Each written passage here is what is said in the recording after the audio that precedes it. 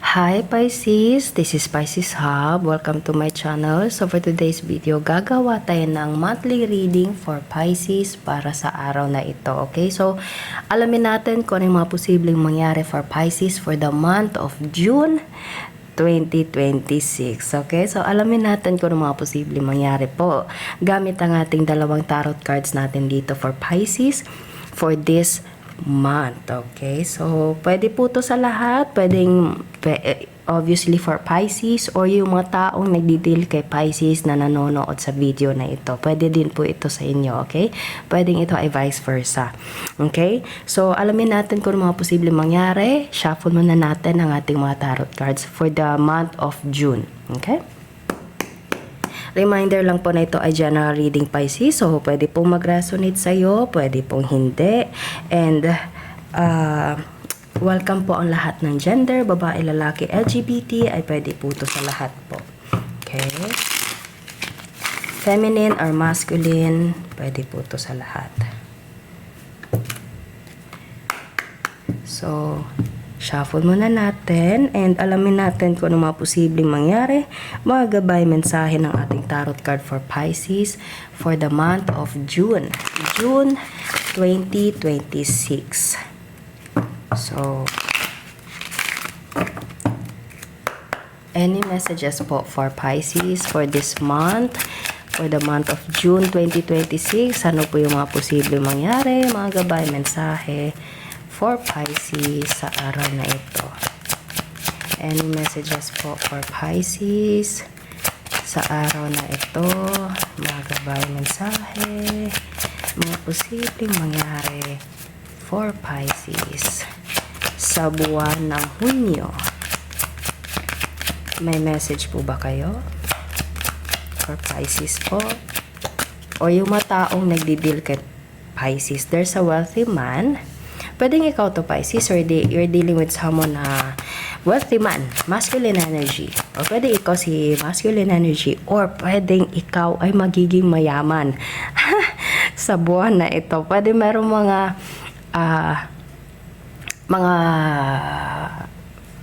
ano tawag nito mga nakalimutan. Hindi, meron akong gustong sabihing word Pisces pero hindi ko siya masabi. Basta merong mga opportunities. Always ko to sinasabi sa reading pero ngayon hindi ko siya masabi. So pwedeng hindi mo pa alam, Pisces, yun. Pwedeng hindi mo pa alam yung mga opportunities na ito kasi parang hindi ko masabi. Always ko to sinasabi, especially pag may lumalabas na card. Okay? And ang dali-dali ko sabihin na opportunity kasi yun yung lumalabas. Pero ngayon parang iniisip ko siya na parang ano nga yung word na yun?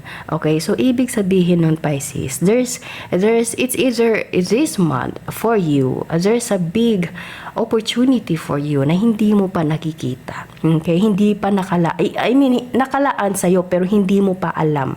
Okay, and ito ay sobrang laking big opportunity na posibleng makakatulong sa'yo na mag-upgrade sa buhay to be a wealthy man. Okay?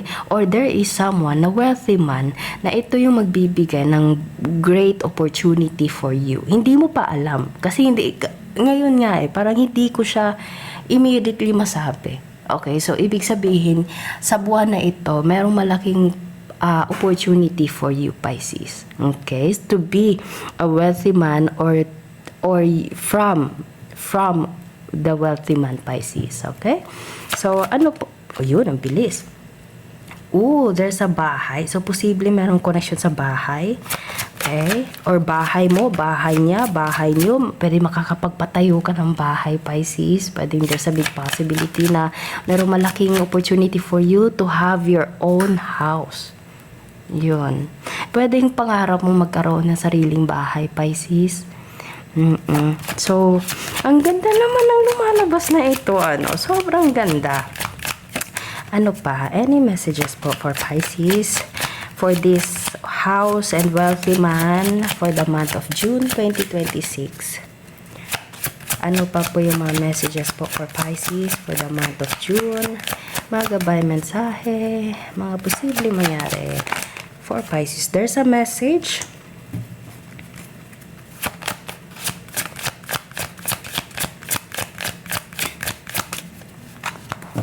There's a message. New pathway.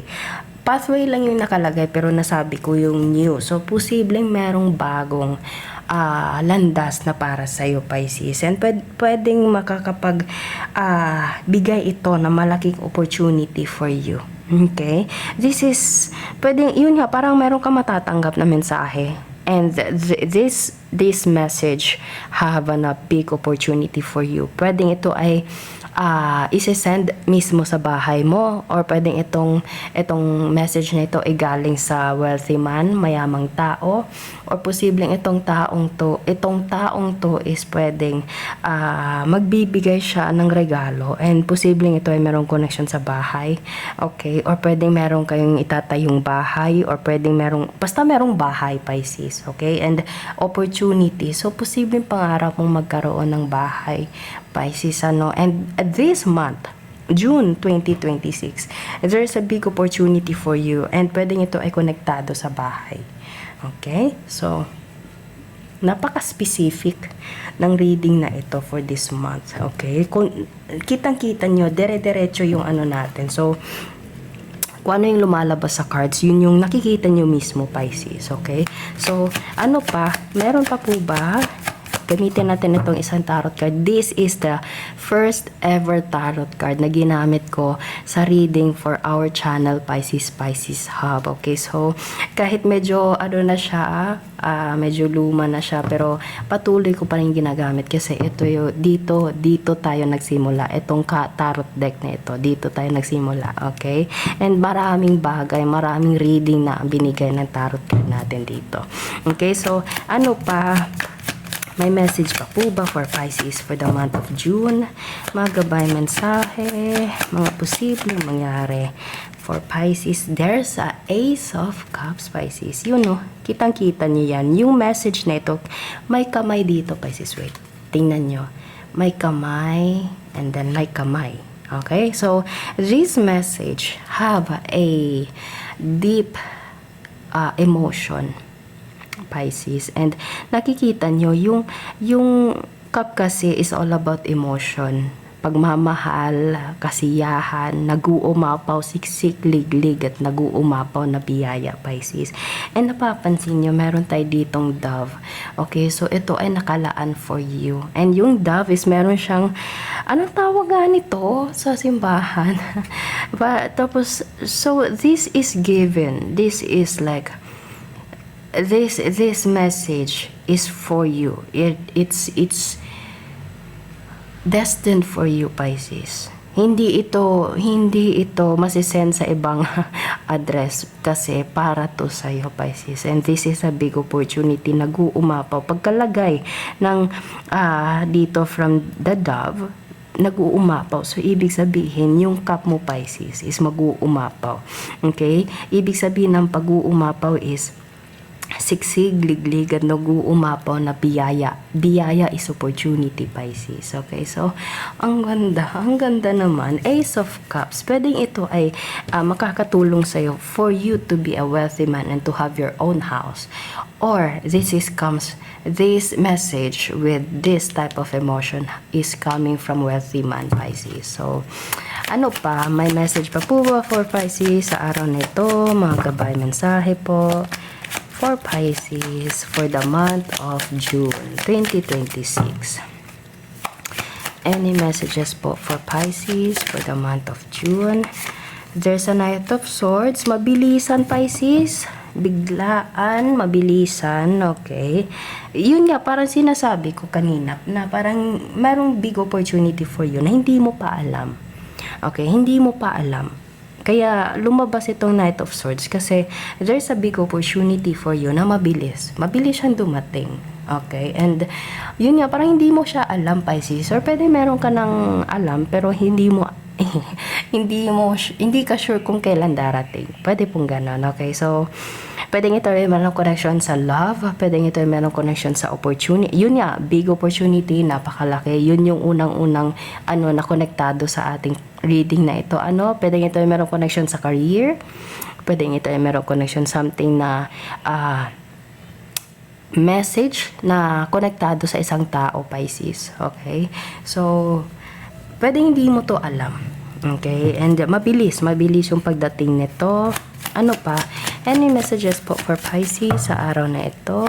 Mga gabay mensahe, mga posibleng mangyari for Pisces sa araw na ito. Yun, there's a death and the 9 of Wands. Okay. So, feeling ko dito, Pisces, bigla silang nag-flip dito sa Ace of Cups eh. Kitang-kita nyo, nag-flip tayo, nag-shuffle tayo, and yung dalawang card is lumapat. Tama ba? Or nag-flip sila dito mismo sa Ace of Cups. So, itong dalawang tarot card natin dito is konektado from Ace of Cups, okay? So, pwedeng itong dalawang tarot card, which is Death and 9 of Wands. Death, wag matakot, hindi ito literal Pisces, hindi ito literal, okay? So, pwede merong nahinto, pwede merong natigil, and pwede merong boundaries na sinet up, okay? Pwede merong parang, dun ka, dito siya, or parang meron, yun nga, parang boundaries, okay? You protect yourself, Pisces, or pwede merong mga bagay na parang, you stand up for yourself na natigil kung ano man yung nangyari, Pisces. Tinigil, and at the same time, you know your worth. Pwede pong ganon, okay? Or pwedeng meron kang na parang, yun nga, parang siguro sa taas ng mga tinatanaw mo, Pisces, merong mga bagay na nasa harap mo na pero hindi mo pa nakikita, and itong nasa harap mo, ito yung magbibigay ng malaking biyaya sa'yo, Pisces. Okay, so yun nga, kasi nakikita nyo meron tayong mga wands dito, and nakikita nyo sugatan siya, pero lumalaban. Okay, so pwedeng ito yung nangyayari. Ito yung nararamdaman mo, Pisces. After this, pwedeng there's something na natigil, nahinto,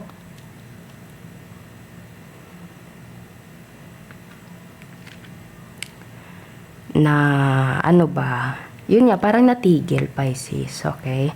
So, yun yung ko, sabi ko dati, everything happens for a reason. So, kung ano man yung natigil, Pisces, merong darating sa'yo na mas maganda, mas better, mas na nga better pa, diba? So, pero yun yung I know na nagigets niyo yung sinasabi ko dito, Pisces. Merong nahinto, merong natigil, merong naputol, merong na off or anything, na cut off or anything. Pwedeng natanggal sa trabaho, na nag-break up, na kahit yung parang natigil, Pisces.